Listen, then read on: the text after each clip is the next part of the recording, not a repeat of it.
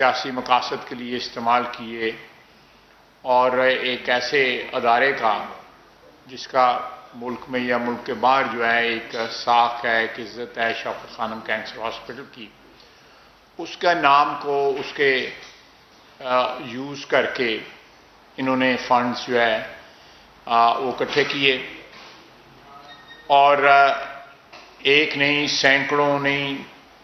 कई हज़ार अकाउंट जो है ना अब एंट्रीज जो हैं वो सामने आई हैं। उसके नताइज से बचने के लिए मुख्तलिफ़ किस्म की डाइवर्जन्स जो हैं वो इन्होंने पिछले चंद दिनों में या हफ्तों में, जब से फैसला आया है इलेक्शन कमीशन का, उनकी रिपोर्ट सामने आई है, इन्होंने वो डाइवर्जन जो है क्रिएट करने की कोशिश की है और उसमें ऐसी संग दिलाना हरकतें इस पार्टी और इस पार्टी के लीडरों ने की हैं कि पाकिस्तान की 75 साल तारीख में बहुत सी ऐसी बातें होंगी जो काबिल एतराज़ भी होंगी, जिनके ऊपर सियासी लोगों को एतराज़ होगा, दूसरे इदारों को एतराज़ होगा, लेकिन इस किस्म की लिमिट जो है वो लिमिटलेस रादर जो है वो गुफ्तगू या सोशल मीडिया का इस्तेमाल या सियासी गुफ्तगू में शाइस्तगी का जो है वो बिल्कुल फुकदान होना जो है पहले कभी भी सामने नहीं आया। मैं स्टार्ट करूंगा सबसे पहले कि जो लसवेला के हेलीकॉप्टर का जो हादसा हुआ, जो अफसोसनाक जो है एक हादसा हुआ, एक ट्रेजिडी जिसको सारी कौम ने उसको मोर्न किया, सारी कौम उस पर दुख हुआ, गम सारी कौम को हुआ कि इतने बहादुर बेटे वतन अजीज़ के और इतने जो है सीनियर ऑफिसर्स जो है वो भी उसमें शामिल थे और वो उन्होंने शहादत पाई। इन तमाम जब कौम सोगवार थी तो पीटीआई की सोशल मीडिया टीम जो है या उनके जो सोशल मीडिया वॉरियर्स हैं, ना सिर्फ खुद बल्कि उनकी एआनत जो है वो इंडिया के जो अकाउंट थे सोशल मीडिया के वो भी कर रहे थे और बाकी और ममालिक से भी उनको इमदाद जो है इस तरह की मिल रही थी सोशल मीडिया पे कि वो एक स्मीयर कैंपेन जो है वो चलाएं पाकिस्तान के ख़िलाफ़, क्योंकि पाक फौज पे जब अटैक किया जाता है तो वो पाकिस्तान पे अटैक किया जाता है, या कोई स्मीयर कैंपेन जो है वो चलाई जाए। तो मैं समझता हूँ कि दफाई इदारों का वजूद जो है वो पाकिस्तान की बका और पाकिस्तान की जो सालमियत है उससे जुड़ा हुआ है और ये दो चीज़ें अलहदा नहीं हैं। जैसा कि आपने मीडिया में कल देखा होगा कि पाकिस्तान से 529 अकाउंट्स थे, इंडिया से 18 अकाउंट थे और दूसरे ममालिक से 33 अकाउंट थे और ये मुख्तलिफ जो है नामों के ऊपर अकाउंट चलाते रहे और ये इन्वेस्टिगेशन जो है आहिस्ता आहिस्ता अपने जो है इख्तिताम पे पहुंच रही है और इसके नताइज आने वाले दिनों में जो भी कानून और कायदे के मुताबिक जो है इंशाअल्लाह ताला हम कोई ऐसी बात नहीं करेंगे जिससे जो है किसी वेंडेटा की या वेंजेंस की या कोई स्कोर सेटल करने की कोई बात हो सके। इस कतई कोई बात नहीं होगी, जो बात होगी वो कानून और कायदे के मुताबिक होगी। जो हमारा कानून है, जो मुतलका कानून है, उनके मुताबिक इनके खिलाफ एक्शन लिया जाएगा। लेकिन जिस बेदर्दी का इन्होंने जिस तरह मुजाहरा किया है अपने ट्वीट्स में, अपने मैसेजेस में, मैं समझता हूँ कि उस पर सारी कौम जो है उन शहदा के लवाकिन के आगे शर्मसार है कि हमारे में ऐसे लोग पाए जाते हैं जो अपने सियासी मकासद के लिए वो इतने गिर सकते हैं, वो इतनी पस्ती की तरफ चले जाएंगे, इतनी तनज़्ज़ुली की तरफ चले जाएंगे, इतनी घटिया किस्म की वो गुफ्तगू करेंगे कि कोई सोच भी नहीं सकता। तो मैं इस सिलसिले में जो है जो डाइवर्जन्स आई, सबसे पहले डाइवर्जन जो आई, एक तो ये मैंने आपकी खिदमत में बयान किया है जो ट्वीट्स आई लसबेला के हादसे के मुतल्लिक, उसके बाद डाइवर्जन इन्होंने शहबाज गिल साहब वाली क्रिएट की। 5-6 दिन जो है इमरान खान साहब ने कोई कमेंट नहीं किया। 6 दिन के बाद जो है उन्होंने कमेंट किया कि जी ये उनको ये नहीं कहना चाहिए था और इससे ये तासुर मिलता है कि हम फौज को उकसा रहे हैं बगावत के ऊपर। तो ये 6 दिन के बाद जब उन्होंने देखा कि कोई सिलसिला नहीं बन रहा और ये बजाय इसके कि इसका कोई डिविडेंड मिलता, इसका कोई उनको सियासी फ़ायदा मिलता, उससे एक तासुर ये ज़ाहिर हुआ कि ये तमाम तर हदूद जो हैं वो अपने सियासी मकासद के लिए, अपने इक़्तिदार के छिन जाने का जो दुख है उसकी वजह से ये इतनी दूर तक ये जा रहे हैं। फिर उनके मतलब ये बातें आई कि उनको मारा पीटा गया। उनके अपने वज़ीर जो हैं उन्होंने फिर बयान दिया कि कोई ऐसी बात नहीं है, किसी ने उनको नहीं मारा, किसी ने उनको नहीं पीटा और कोई उन पर तशद्दुद नहीं है। उनके अपने वज़ीर हाशिम साहब ने जो है जो उनके वज़ीर दाखिला हैं, जेल खाना जात के वज़ीर हैं, उन्होंने ये बयान दिया। इसी तरह और उन्होंने डाइवर्जन्स यहाँ पे क्रिएट करने की कोशिश की, लेकिन ये एक ऐसा जो है वो सिलसिला है जो फौरी तौर पे बंद होना चाहिए और इसके लिए तमाम जो अदारे हैं वो हरकत में आए हुए हैं और इंशाअल्लाह ताला जो है जो भी पिछले महीने 2 महीने या उसके पहले जो फॉरेन फंडिंग के जो फाइंडिंग्स हैं उसके ऊपर जो है ना उनका जो भी एहतसाब जो है कानून और कायदे के मुताबिक वो इंशाअल्लाह ताला किया जाएगा और किसी किस्म का कोई ऐसा कदम नहीं उठाया जाएगा जिससे हमारी हुकूमत के ऊपर ये एक किस्म का कुछ शक किया जा सके कि हम जो है कोई स्कोर सेटल कर रहे हैं या को हमको बदला ले रहे हैं। कथित तौर पे नहीं, जो हमारे साथ हुआ वो एक वो दास्तान अलहदा है, उसका जो हिसाब किताब जो है वो दुनिया में भी होगा और आखिरत में भी होगा। बहरहाल उसको इस वक्त उसमें जाने की ज़रूरत नहीं है, लेकिन एक शख्स जो है वो इतना डेस्परेट हुआ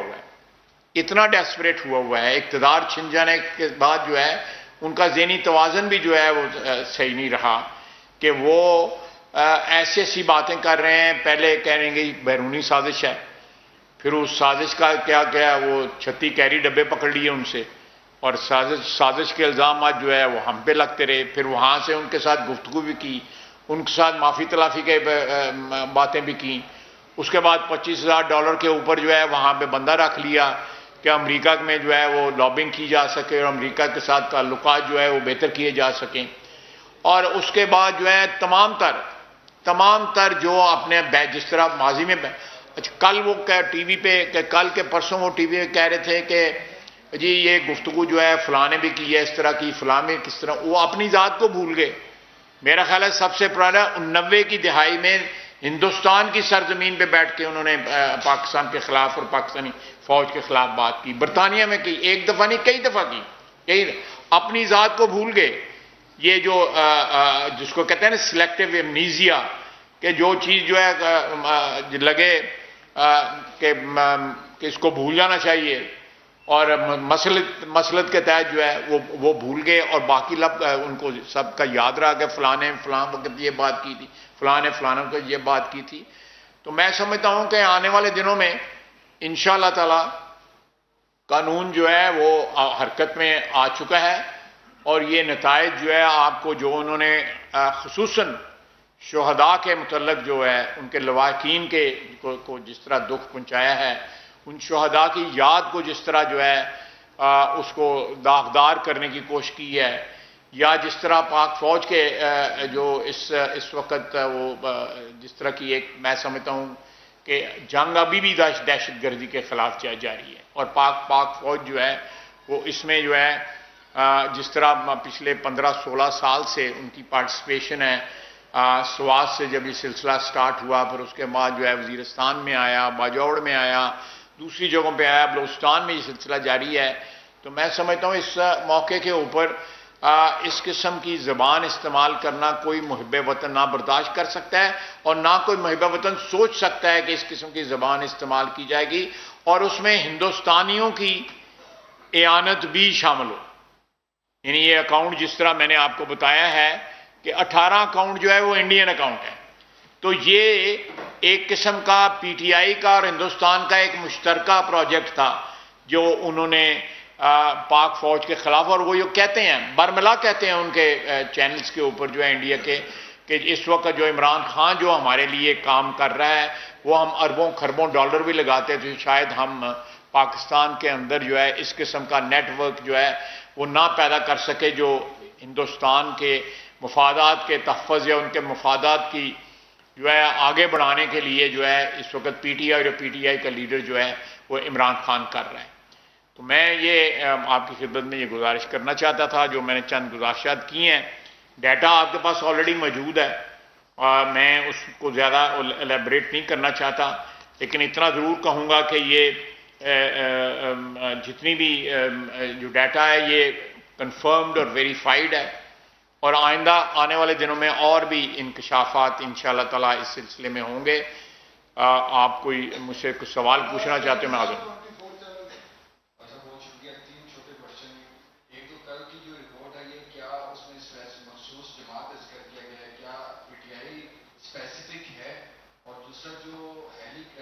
कौन सी रिपोर्ट की बात कर रहे हैं? जी जी, ये पीटीआई के सारे हैं।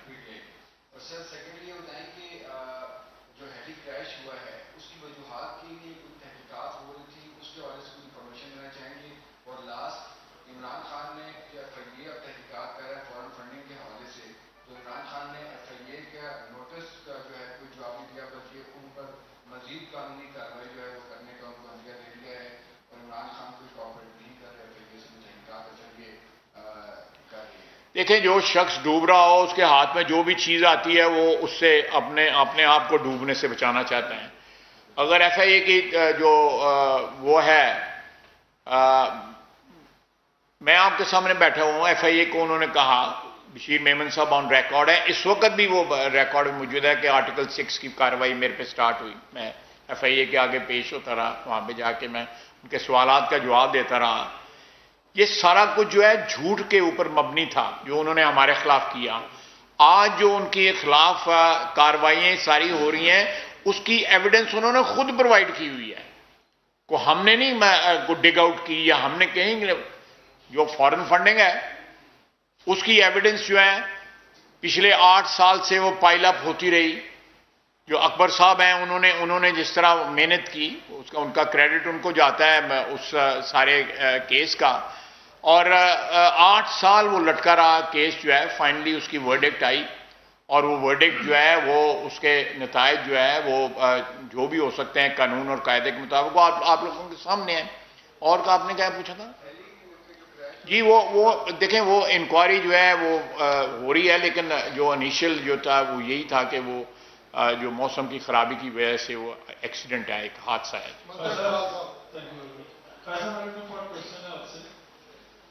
सर 31 साल से मैं जर्नलिस्ट हूँ सर, और ज्यादातर हमने देखा कि डिफेंस मिनिस्टर जो होता है वो रेयर प्रेस कॉन्फ्रेंस करते हैं और कभी कभी, और जब वो प्रेस कॉन्फ्रेंस करते थे तो डिफेंस मैटर्स जो वो डिस्कस किया करते थे, पाकिस्तान के कोई डिफाइस हो गए। सवाल कर लेंगे फिलहाल तो तकरीर कर देते, नहीं हम जारी रखेंगे, बयान जारी रखेंगे।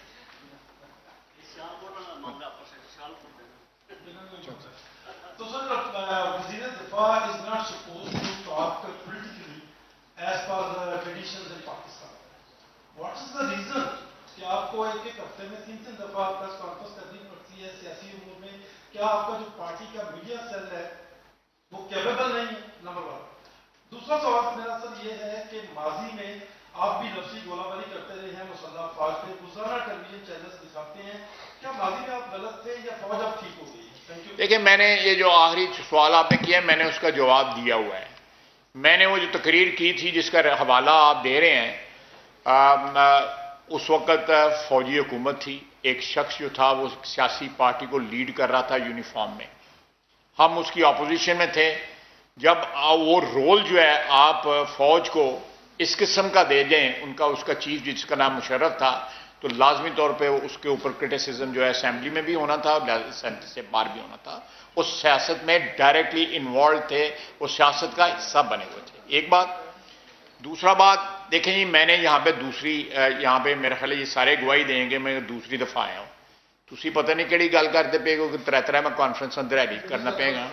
तो ये मैंने ये दूसरी प्रेस कॉन्फ्रेंस की है, तुसी कहंदे तो अगों फिर नहीं करांदे जेड़े आप सर इस सारे मामले में दो बातें जो बड़ी वाज़ेह हैं और जो सबके सामने आई है, जो सबूत है पूरी कौम के सामने आ चुके हैं। इस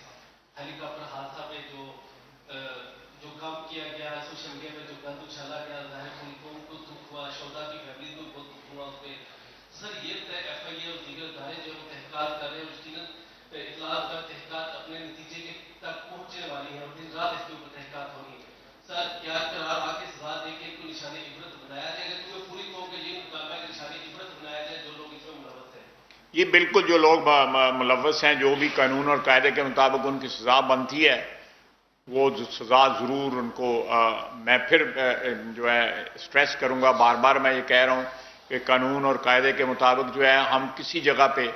इंशाअल्लाह तजावुज़ नहीं करेंगे। कानून और कायदे के मुताबिक जो भी सजा बनेगी ज़रूर देंगे, अदालतें देंगी, हम तो नहीं देंगे। हम तो इंक्वायरी जो है फाइनलाइज करके अदालतों के आगे ले जाएंगे।